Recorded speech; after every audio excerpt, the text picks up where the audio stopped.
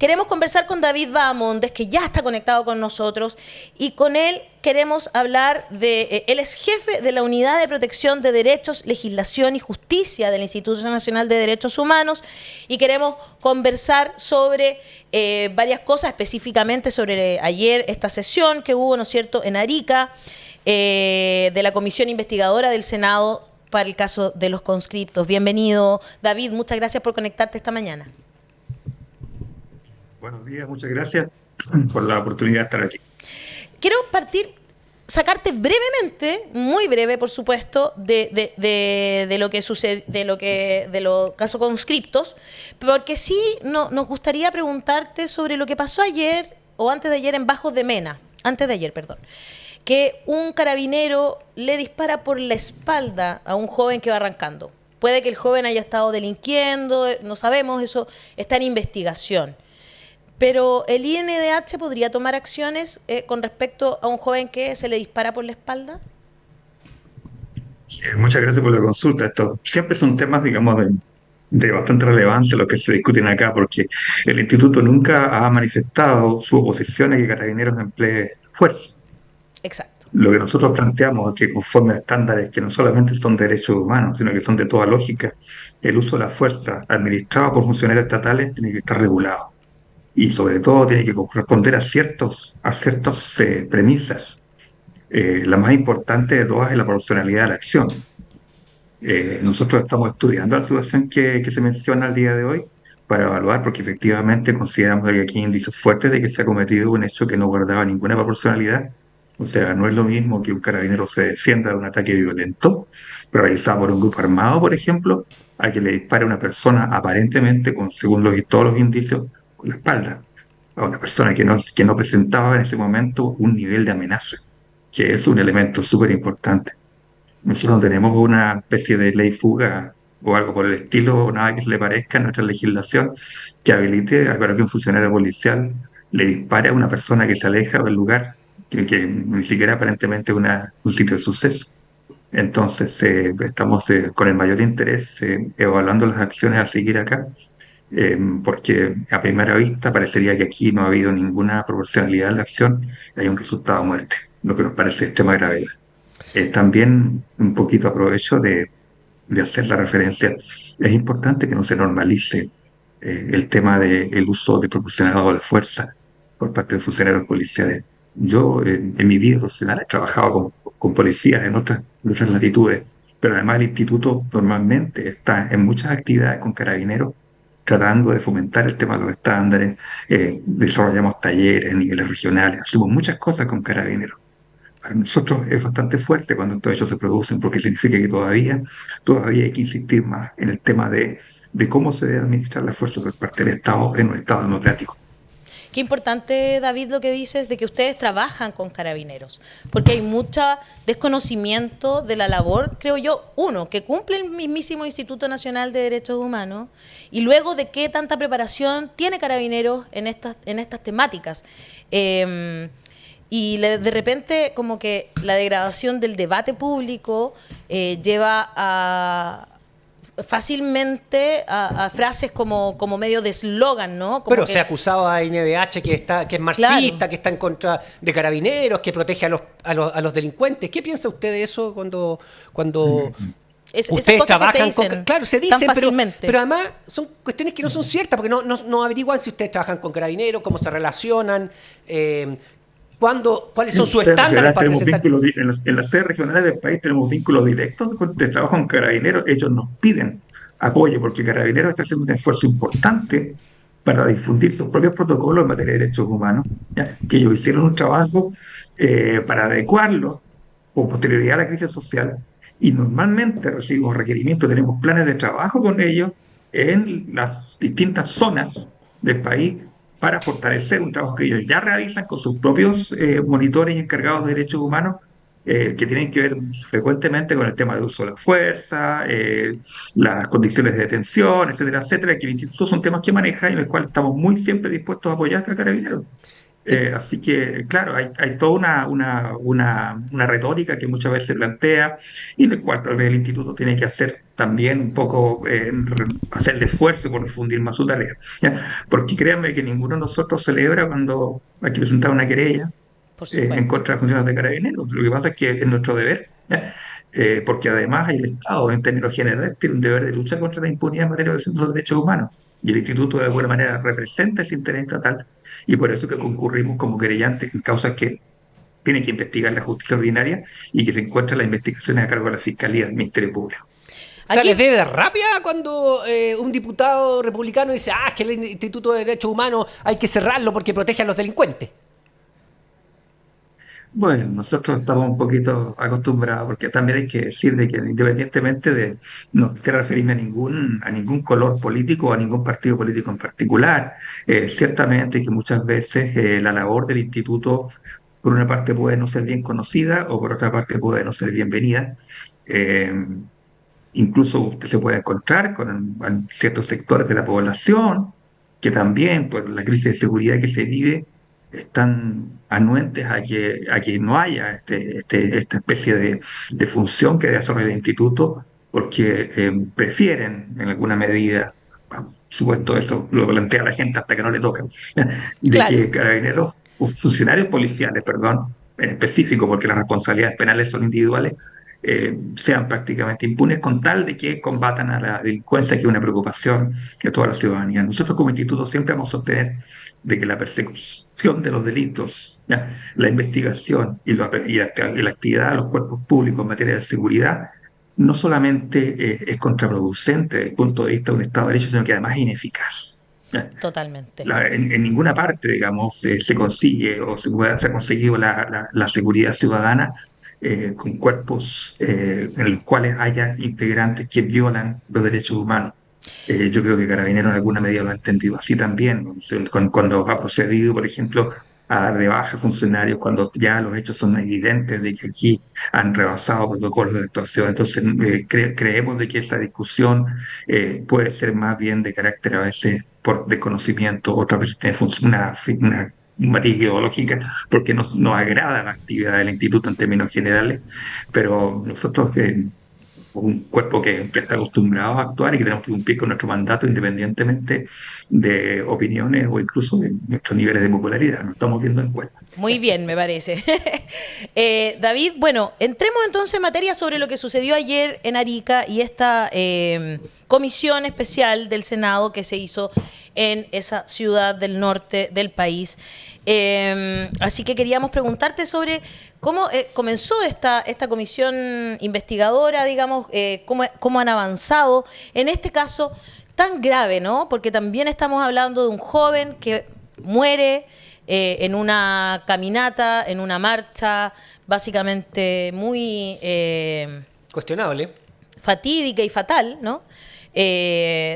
Y que pasaron cosas muy graves, ¿no? Han empezado a saberse cosas que han contado los propios conscriptos, que ya no lo son, incluso, sobre lo que sucedió ayer. ¿Cómo fue esta primera jornada Y además, en Arica? ¿por qué ustedes tomaron la decisión de entrar ahí? Pues eso también es como que va unida Claro. las dos preguntas. Bueno, varias cosas, sí, son muchas preguntas, pero vamos a tratar de responderlas. En primer lugar, bueno, yo no soy experto en materia de funcionamiento, tenemos una unidad que es seguimiento legislativo, básicamente, pero según en mi conocimiento, no es una comisión investigativa que haya reunido el Senado. Ya, Las facultades para una investigación de carácter de un cuerpo del legislativo van fundamentalmente La por el lado de Cámara. la Cámara de Diputados. Sí. Ayer fuimos informados de que se está constituyendo efectivamente esa comisión que va a investigar desde la perspectiva como parte de la facultad de fiscalización que tiene la Cámara de Diputados, porque la Cámara de Diputados es el ente fiscalizador.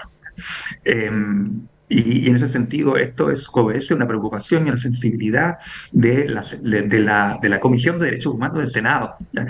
Que ha convocado a distintos actores para tener más conocimiento, porque eso sí, claramente está entre sus facultades, digamos, invitar a distintos entes públicos y nosotros aceptamos gustosamente el interés de la Comisión de Derechos Humanos del Senado para, en lo que corresponda, exponer lo que ha hecho el instituto, como también fueron invitados otros actores el día de ayer que también explicaron su gestión el director del servicio del CEFAM de Putre estuvo la Seremi de Salud, estuvo el director regional del Servicio Médico Legal. Entonces, y también nosotros estuvimos. Eso Perfecto. como primer punto, digamos, y para nosotros, digamos, siempre somos respetuosos de los poderes públicos, nosotros creemos en el Estado de Derecho y queremos su fortalecimiento, y si recibimos una invitación de un poder público como la Comisión de Derechos Humanos del Senado, que de alguna forma también es una suerte de contraparte natural del Instituto en el Poder Legislativo, en la Cámara Alta, por supuesto que siempre vamos a estar concurriendo para explicar qué es lo que hacemos. Nosotros estamos muy conscientes de nuestras obligaciones y no tenemos ningún problema en informar, en este caso, a esta comisión de lo que hemos hecho en esta materia. ¿Y Esa qué es sería lo la que, primera qué es lo actividad. que han Lo hecho otro, entonces? Eso es interesante. justamente nosotros en realidad, cuando tuvimos conocimiento de los hechos, nuestro primer conocimiento fue por vía de medios.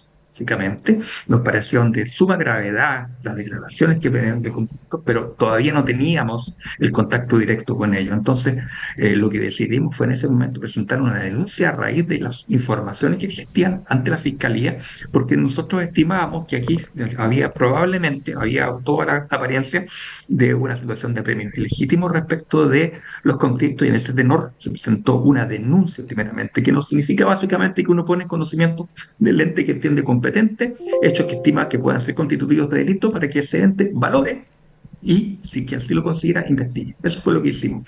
A raíz de esto, la Fiscalía empieza a investigar. ¿Ya? Entre medio, nosotros empezamos a tomar contacto en la misma región de Arica, la sede regional, con familiares de las víctimas que estaban esperando afuera del recinto militar en la ciudad de Arica, información respecto de sus hijos, fundamentalmente, mayormente mamás las que estaban ahí. Y a partir de ahí, con ese conocimiento, empezamos a tener ya más relatos directos que nos llegaron, y también un elemento importante, el interés de las personas porque el instituto no las representara, porque nosotros no somos representantes legales de las víctimas, no somos submandatarios, sino que somos una entidad que actúa por ministerio de la ley. Y si nosotros entendemos que hay un hecho delictivo comprendido en nuestro mandato, y presentamos nosotros la acción judicial correspondiente. Ya con esos antecedentes presentamos la primera querella, entendíamos también de que había una designación de ministra en visita por la Corte Suprema, y dijimos, bueno, pero esto corresponde por estándares internacionales de derechos humanos y también por normas de derecho interno, que esto lo vea la justicia ordinaria, y por lo tanto también pedimos la inhibitoria, que eso se presenta ante el juzgado de garantía, fue un incidente. Y en ese sentido, después complementamos, presentamos una segunda querella, esta vez a raíz de directamente ya con contacto de la mamá de Franco, digamos, hechos que nosotros entendíamos que los malos tratos que sufrió Franco podían haber tenido, en la hipótesis nuestra, una significación en la muerte de él. Por lo tanto, por lo mismo, es muy importante que se haga una segunda autopsia, y los días pasados se produjo el incidente ante el juez de garantía, que escuchó a la defensoría, que fue convocada para estos hechos, a la Fiscalía Regional, a el querellante particular de la mamá de Franco y a nosotros, y tuvo en cuenta todos estos elementos para establecer que efectivamente este no es un hecho que sea de la competencia de la justicia militar, de manera tal que aceptó el planteamiento del instituto, y ahora trabado lo que se conoce como una contienda de competencia, en la cual hay dos jueces, por decirlo así,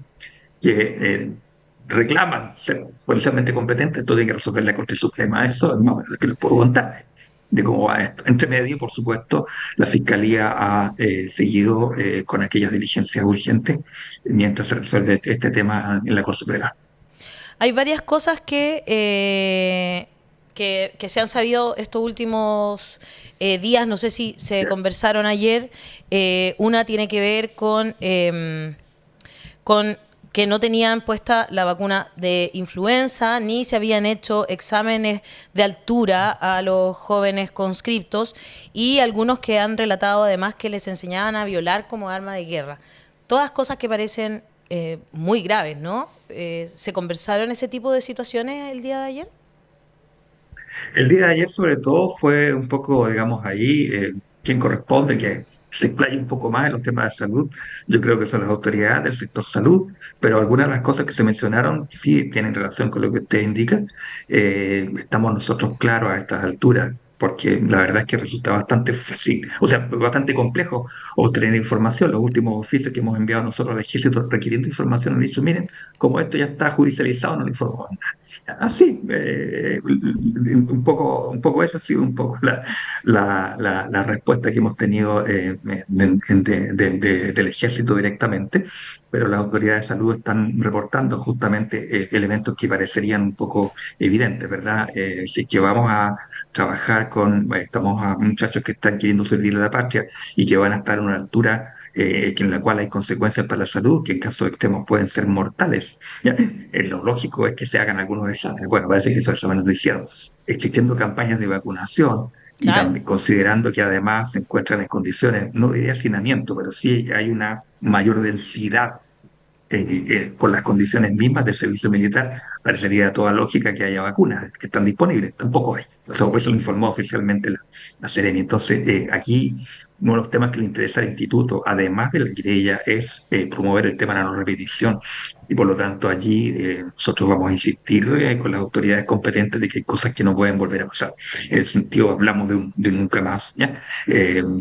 Lamentablemente parece que este país muchas veces es un poco cíclico y los nunca más hay que estarlo insistiendo muchas veces cuando se vulneran derechos humanos, pero nosotros en nuestra función, nosotros no ordenamos a las Claro. autoridades, nosotros recomendamos en ese marco actividades y probablemente ahí ya estamos señalando que en la medida en que se clarifique este escenario hay algunos elementos que a lo mejor tienen una significación penal, ¿ya?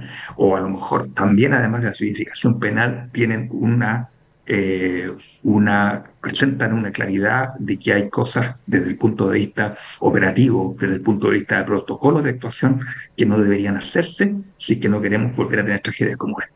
Sí, bueno, una cosita más. Si se comprueba, porque aquí uno dice la violación de derechos humanos, ¿cierto? La comisión de delito de apremio ilegítimo puede darse en todo Chile.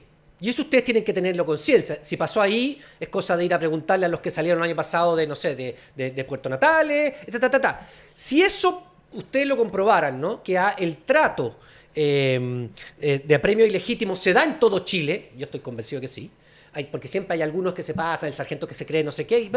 ¿No se puede, ustedes como recomendación, meter a alguien de derecho humano en cada lugar donde haya...? Porque no aprenden, porque insisten en eso, porque se comprueba que violan los derechos humanos de los reclutas, digamos. ¿No se puede incluir un civil ahí de derechos humanos observando? Perdone, pero sí, ¿por qué vamos a tener que...? ¿Son pobres? ¿Están haciendo el servicio militar? No, los dejamos que le hagan lo que quieran. Tenemos funciones nosotros de observación que hemos desarrollado fundamentalmente en recintos de privación de libertad, que no es lo mismo, ¿ya? Y que se realizan porque concurrimos a un lugar de terreno. Comprenderá que es imposible tener un veedor en forma permanente en No, todos que los se recintos contraten militares del país. Claro. muchos. Más bien para nosotros es importante hacer llegar a las autoridades el mensaje de que este tipo de cosas no pueden repetirse. ¿Ya? Ya han ocurrido hechos muy graves. De hecho, hemos recibido algunas otras denuncias con posterioridad a estos hechos, no en forma masiva, pero sí algunas otras denuncias que tienen características no de la misma gravedad, pero que son indiciarias de que en otros lugares también se cometen este tipo de hechos. Como usted bien señala, no es que no hay una directiva general del ejército, yo creo, de maltratar con cripto, ¿ya? Pero se da. Entonces, por eso mismo que es importante insistir en que hay ciertas conductas que no pueden seguirse desarrollando y yo creo que ahí corresponde a las autoridades estatales una función de tomar cartas en el asunto por una parte para esta garantía del nunca más y también en alguna medida, por supuesto, una ciudadanía vigilante que se acuerde y efectivamente estos jóvenes están presentándose muchas veces voluntariamente para servir a la patria y no para ser maltratados. Exacto. Como que se Es cierto confunde que la la dureza, preparación. que hay, Claro. Eso es los justo. estándares internacionales también refieren de que se supone que tiene que haber cierto grado de rigor en el Por entrenamiento supuesto. militar que desarrolla los conflictos, pero ese grado de rigor no puede confundirse con una autorización a los encargados directos de vulnerar los derechos de estas personas. Perfecto. Nos quedó clarísimo. Muchas gracias, David Bahamondes, jefe de la Unidad de Protección de Derechos, Legislación y Justicia del Instituto Nacional de Derechos Humanos, por estar aquí esta mañana en La Voz de los Muchas que Sobran. gracias. Un abrazo. Gracias. Hasta luego. Chao, chao.